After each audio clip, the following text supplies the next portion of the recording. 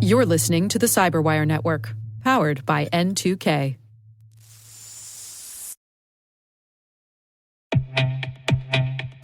Our sponsor, Collide, has some big news. If you're an Okta user, they can get your entire fleet up to 100% compliance. How? If a device isn't compliant, the user can't log into your cloud apps until they fix the problem. It's that simple. Without Collide, IT struggles to solve basic problems, like ensuring everyone's OS and browser are up to date. Unsecure devices log into your company's apps with no problems because there's nothing there to stop them. But Collide works seamlessly with Okta to enforce compliance as part of authentication and complete the Zero Trust security puzzle. Visit collide.com/CyberWire Daily to learn more or book a demo. That's KOLIDE.com/CyberWire Daily.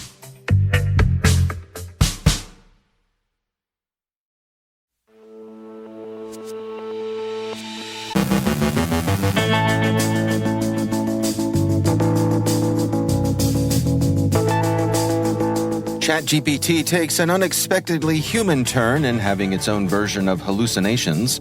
Updates on Clop's ransom note, background, and recent promises. Researchers look at Instagram's role in promoting C-Scam. A look at Killnet's reboot. Andrea Little-Limbago from Interos shares insights on cyber's human element.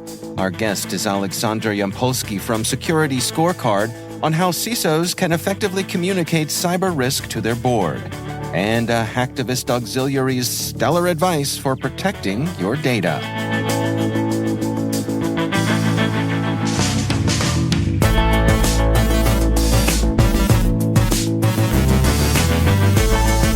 I'm Dave Bittner with your CyberWire Intel briefing for Thursday, June 8th, 2023.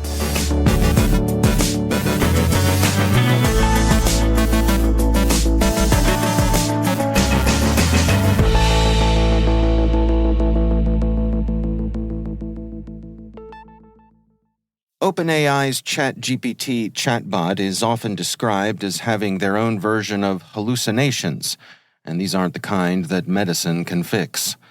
Researchers at Vulcan warn that attackers can use ChatGPT to trick developers into installing malicious packages. Noting that developers have begun using ChatGPT for coding assistance, the researchers state that they've seen ChatGPT generate URLs, references, and even code libraries and functions that do not actually exist. These articles are the hallucinations referred to. Large language model hallucinations, Vulcan says, have been seen in the past, attributable to old training data. If ChatGPT can fabricate false code libraries, an attacker could, theoretically, create a package that replaces the one that ChatGPT recommends. Victims could then download and use it.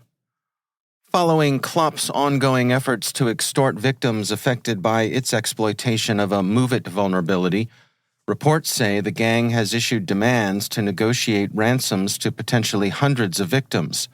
The Register reports that the ransomware group, in an uncharacteristic move, gave a June 14th deadline for victims to contact the attackers. This change of tactics, as ITpro reports, could be due to the unusually large amount of data stolen by the group, saying that members of the cybersecurity industry have speculated that Clop has ingested too much data for it to identify the company to which it belongs. According to research from Kroll, Clop could have discovered the MOVEit zero-day exploit as long as 2021.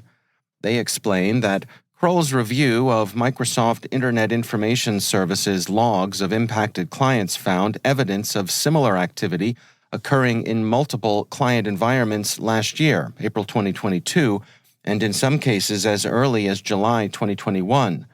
Kroll also advises companies using MOVEit to check in their disk drive's directory for suspicious .aspx files as indicators of compromise. Progress, the software developer of MOVEit, has created a web page for the vulnerability that describes mitigation steps and provides situation updates. Can you trust what a ransomware gang says when it's negotiating? Experts say, probably not. CBC Canada reported yesterday that Clop has claimed they've deleted all government data from their site.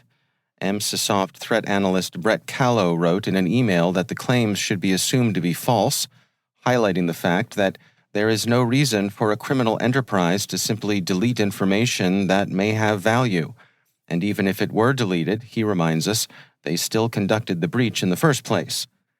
Businesses today aren't exactly making it difficult for ransomware attackers either. TechRadar writes that the amount of small and medium-sized businesses in the United Kingdom deciding to cough up the cash when victimized in a ransomware attack has increased significantly over the past year. A CensorNet report shared that the shift to giving in seems to stem from the general incapability of companies to manage their cyber threats. Email attacks were the primary vector against companies in the past year, and the research shows that firms would benefit from better, more widespread threat solutions.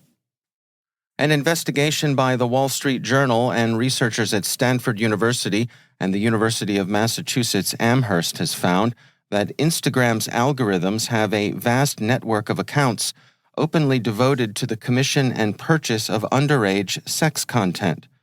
Researchers from the Stanford Internet Observatory discovered many accounts of those claiming to be minors that are openly advertising self-generated child sexual abuse material for sale. The researchers uncovered similar networks on Twitter and Telegram, but note that Instagram, between recommendation algorithms and direct messaging capabilities, is the most important platform. According to the journal, a Meta spokesperson acknowledged that the company had failed to act on reports of child sex abuse content, and the company condemned the behavior, asserting that investigations against these acts are in place. Killmilk's reorganization of the hacktivist auxiliary they lead on behalf of the Russian intelligence and security teams continues. Radware describes the reboot as a move toward a more professional, better disciplined organization. Killnet had hitherto been willing to present itself as a grassroots movement, but no more. Radware writes that the revised Killnet isn't for armchair hackers and DDoSers, nor is it a platform for self-promotion or a ticket to overnight fame. Only the most astute will find their place in the new Killnet auxiliary, says the cybersecurity firm. So, Ivy League grads, there's finally a place that can put that well-earned degree to use. Maybe just not one that you'd want to write home about. And finally, who better to advise you on how to protect your data than someone that wants to steal it? No Name has been posting interesting IT stories from the Russian perspective, and with it, they also published their own tips to protect your financial data online by following 12 simple steps. How can you defend your financial assets on the internet? They ask, helpfully and rhetorically, and then go on to offer some advice on digital hygiene. No Name seems to be positioning itself as a community leader, offering advice and information to ordinary users. So why are they doing all this? They're positioning themselves as a source of news for the Russian domestic audience, and the stories they're offering are all straight out of the Kremlin's script.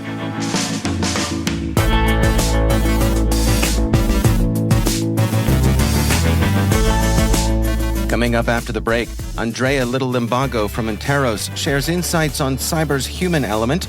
Our guest is Alexander Yampolsky from Security Scorecard on how CISOs can effectively communicate cyber risk to their board. Stay with us.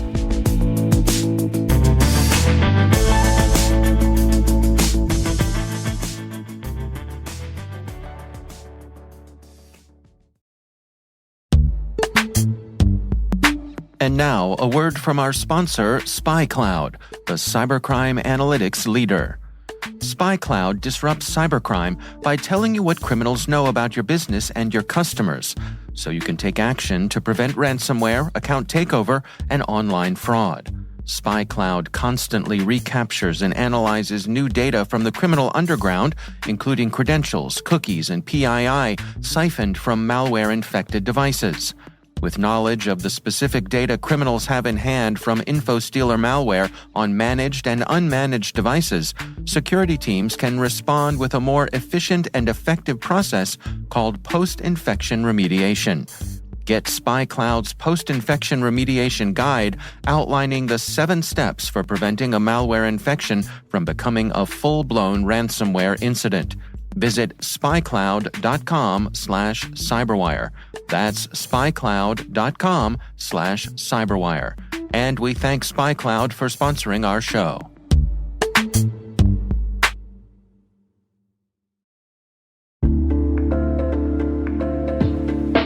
And now, a word from our sponsor, Mimecast. You're wondering if you need more email and collaboration security. Because, as it turns out, just protecting your workspace with M365 isn't good enough. You just watched your entire company grind to a screeching halt, all because someone opened a phishing email. Next time, don't rely on one-size-fits-all security. Protect your inbox with Mimecast and diversify your security stack. For a free trial, go to mimecast.com and keep your business from, falling apart.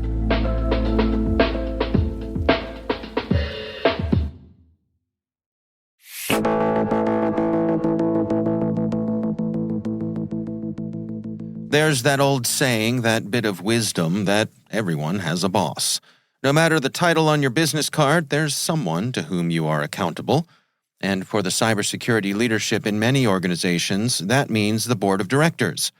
These past few years have undoubtedly seen board members increase their knowledge and understanding of cybersecurity issues, but bridging the gap between cyber risk and business risk can still be a challenge. Alexander Yampolsky is CEO at Security Scorecard, and I checked in with him for insights on how CISOs can effectively communicate cyber risk to their board. There's not been a lot of KPIs for cybersecurity, and I experienced that personally when I was a CISO at Guild Group. I knew what my budget was, I knew how much money I was spending, but I had no idea if I spent $1 million on a latest, greatest endpoint security technology. I had no way of quantifying if I became 1% safer, 2% safer, 0% safer, and that complete lack of KPI and ability to really quantify ROI is a big issue, because what you cannot measure, you cannot improve. Yeah, it seems to me like for a lot of folks, they're stuck with that frustrating message, which is, we spent all this money and nothing happened. Good news. And furthermore, not only that people can't measure things, they spend the money and then they can't quantify the risk. They also lack complete visibility of their business partners, because they could be protecting themselves, but then they're spending millions of dollars, for example, to host their solution on a cloud provider, or they're spending millions of dollars with a law firm, but they have no idea if their information is being protected. It all goes back to measurement and quantification. And any other field, we have metrics. You drive a car, you have a speedometer showing to you how fast you drive. You go to a board meeting to review financials, you have gross margin, LTV to CAC, EBITDA, and in cybersecurity, we have pretty much nothing. Well, what do you propose? I mean, what sort of measurements are available to us that we could turn into meaningful numbers? Well, I think that in any industry, there's no one number that magically captures every little nuance of a situation, right? So a number is not a substitute for a human judgment, but that was actually the impetus for starting Security Scorecard. Security Scorecard is a security ratings, response, and resilience company where we came up with a way of how to objectively, in a trusted way, measure security for any company in the world from outside, and how to give security teams really a complete understanding of the risk their business ecosystem poses, their partners, contractors, third-party and fourth-party vendors. And so we came up with this platform that really provides KPIs and measurements for over 12 million organizations worldwide. Well, can you give us some insights as to exactly how you go about doing this sort of thing? Yeah, of course. So the way that we do it is there are 3 steps in the process. So number 1, we collect the signals non-intrusively from outside, and the signals are heterogeneous. For example, it could be indications that you have a malware infection within the company, or that you have a set of SSL misconfigurations where you did not configure them properly, or you have a number of patches that are missing. So we collect this data non-intrusively from all over the world. Then, for every company in the world, we discover attack surface for that company. What are the business units? What are the subsidiaries? And then third, we compare companies to similar companies. For example, if you have 100 malware infections, we don't know if it's good or bad. So we're going to look at other similar sized companies with the same attack surface and see if they have 200 malware infections and you have 100, then you're actually twice as good as everybody else. So you can see how many standard deviations you are from what the median of the pack is. And then we calibrate it based on 9 years of historical breaches, and we assign a score representing likelihood of a company to get hacked. And so we actually published the algorithm at trust.securityscorecard.com. You could go to our website, and we're very transparent about how it works, what we measure, and what ingredients go into it. But it's basically based on comparing yourself to what median is in the industry and how you compare it to others. Can you give us some insights as to what goes into quantifying the cyber risk? Well, look, to quantify the cyber risk, you need to have a set of objective outside in and inside out indicators. And any type of quantification needs to be objective, not subjective. It needs to be transparent, where you publish the methodology, and it needs to be, predictive. So you have outside in data points. For example, you have data points like, how does your attack surface appear to an attacker? Are you patching your vulnerabilities fast enough? Like, how fast do you take to remediate known issues? What are the indicators of poor hygiene from outside, such as you might look at a website and observe that you have an out-of-date copyright notice. It's not a vulnerability, but it's an indication that the company is not keeping its systems diligently up to date, right? And then you can also have inside-out components. For example, a company giving you SOC 2 attestation, a pen test report, architecture diagrams. So really, in order to measure security, you need to have a 360 view, outside in, inside out, and then you have to be able to plug it into quantification models to really express how much money you could lose if a particular event occurs, like a DDoS attack or a ransomware. And so what are your recommendations for, a cybersecurity professional who goes down this path and then has to translate that for the board of directors or the higher ups in the company? Well, yeah, 100%. So CISOs lack a common language for discussing cybersecurity risk with business executives. Board members are used to communicating in financial terms and discussing how risks and opportunities translate to organizational results. So my advice for CISO, you have to speak the language of the board. Talk about what business outcomes you're trying to prevent. For example, you could say, I'm spending $300,000 to mitigate a potential $2 million outage due to denial of service attack. Whenever possible, CISOs should report in financial terms. How do you translate cyber risk into potential financial impact? Scenario planning is also a powerful technique that CISOs can use to create effective cost-benefit analysis. I think also the CISOs should really encourage the board to bring on a cyber expert. A board member with a strong cybersecurity awareness and background can help support the CISO by amplifying the importance of their cybersecurity investments. Form a cybersecurity committee at the board level, but start talking about business outcomes, start doing scenario planning, quantifying the possible risk and financial terms and the cost benefit analysis, and create a special cyber committee on the board where you bring a cybersecurity expert. That would be some pieces of advice. That's Alexander Yampolsky from Security Scorecard.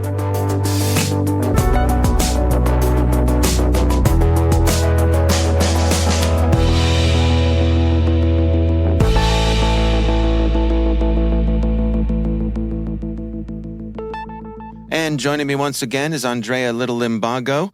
She is Senior Vice President for Research and Analysis at Interos. Andrea, it's always great to welcome you back. You and I were talking about this year's RSA conference and the theme of the human element. And you've been part of RSA conference of helping to with some of the programs and things there. Where do you suppose we stand when it comes to that notion of the human element and cybersecurity? Yeah, and thanks for having me, Dave. It's interesting. I think, a decade ago, it really wasn't discussed all that much, and now it's almost taken for granted. So that alone to me is a great transition, acknowledgement. I think we still tend to see quite a bit on, blaming the user. User is stupid. There's nothing you can do, and that that defeatism doesn't necessarily help, and it certainly doesn't help in creating technologies that take for granted that humans are going to click on things and may be imperfect. But I'd say that the segment of the community that still kind of is in that paradigm is decreasing, and we're seeing more and more the objective of, all right, how can we create technology that works given human flaws? Because we all have them, and we're all it can be very easy to be tricked into clicking on something that's very targeted at you. So I think we're seeing it really like a nascent movement in some of the innovation for how we can create technologies that take into account human fallibility, but also then help provide the defenses that take that into account. And so a couple of different areas that we're seeing that. One is just really the notion of security culture. I think that helps a lot, and that's sort of the non-technology. And so I think perhaps if we looked at people, processes, and technology, the processes is a good part where the security culture, we saw a lot of interest in that for submissions for our RSA this year. I think that's great. But it's interesting because on the one hand, it seems like it's been talked about for quite a bit, but it is something that's really hard to do. And I think anyone who's worked in an organization knows that creating a culture is very, very hard, and destroying one is actually is quite easy.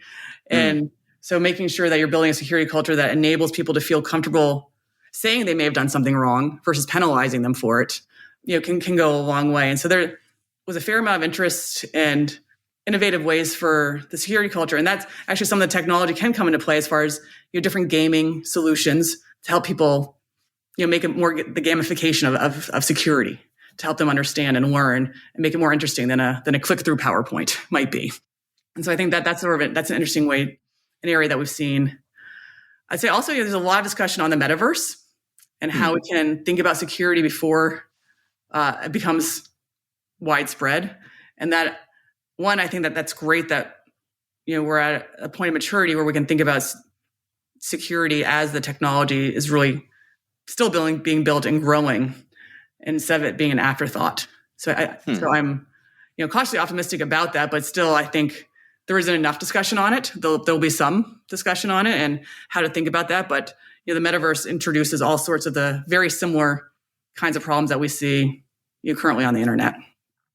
You mentioned maturity, and in my mind, I think that's a big part of it. I wonder about the kind of professionalization of cybersecurity that we've seen over the last decade or so. It's no longer that elite group of hackers who came up with their soldering irons and working hard throughout the night.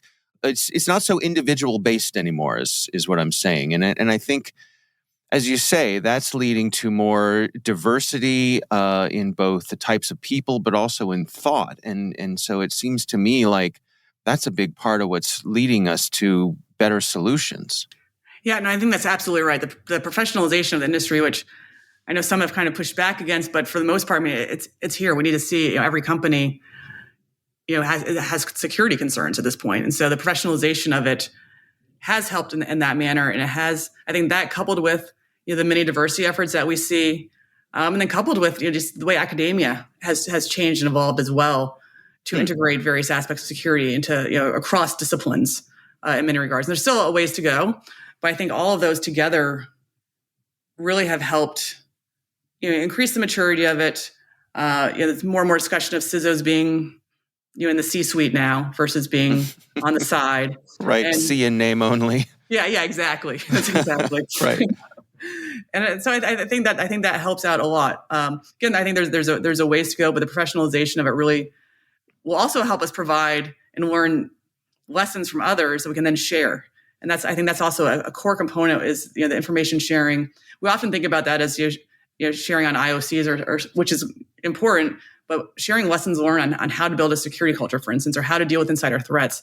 Those kind of lessons learned, sharing those across the profession is really, really important. And that, again, is also something else that we're seeing is a greater desire to help both acknowledge some of the challenges you're having and seeing if others have figured out a way to solve those, or if something is working, sharing that with others so they also can. Because at the end of the day, we're trying to raise up all boats, right? Because think about it, within your supply chain, very often it's the company that you maybe have a partnership with that has the lowest level of security that could then be the entryway into your own company. And so it is in everyone's best interest to help raise up the cultural this awareness across all of your partners and across the entire industry. And so it's nice seeing a movement in that direction.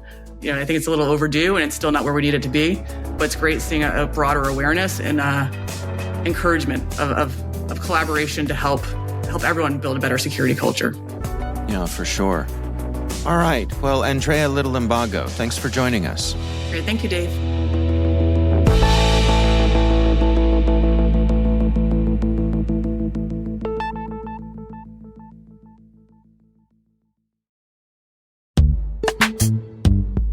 Struggling to secure on-prem apps with modern identity? Don't worry, you're not alone. Join industry leaders from Fortune 500 organizations to secure your apps on any cloud with any IDP, regardless of your environment's complexity. Meet Strata's identity orchestration platform, Mavericks. Say goodbye to the headaches of app refactoring and legacy tech debt. With identity orchestration, you can modernize legacy apps to use MFA or passwordless authentication in a few weeks, migrate from one IDP to another, and so much more without changing the app. No matter your IAM use case, Strata extends the value of your current identity investments. And the best part? You can try it for free today. Visit strata.io/cyberwire to share your biggest identity challenge, and they'll hook you up with a complimentary pair of AirPods Pro. Don't miss out. Visit strata.io/cyberwire. That's strata.io/cyberwire.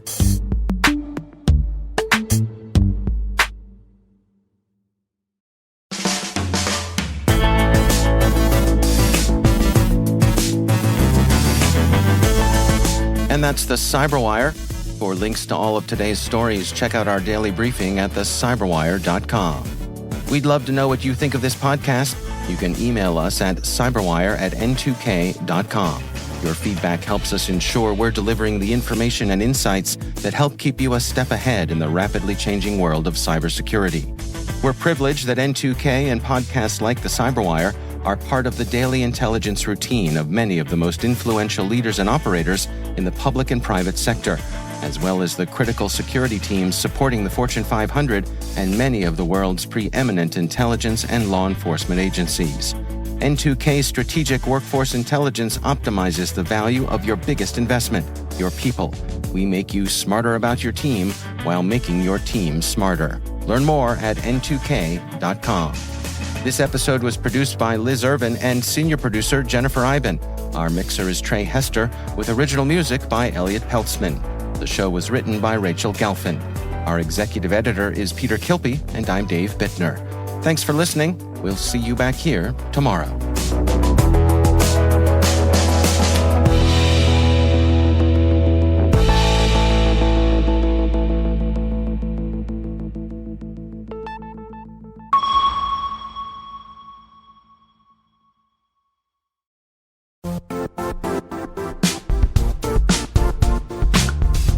Expel knows security isn't a checkbox. It should empower your business to minimize risk, identify and address threats, and grow. What's Expel's secret? It's technology and people working together to make security easy to understand, use, and continuously improve. Powered by their security operations platform, Expel offers managed detection and response, vulnerability prioritization, phishing, and threat hunting. It's security that makes sense. Learn more about Expel, hear what customers say about the visibility and fast outcomes they get, or request a free trial at expel.com/cyberwire.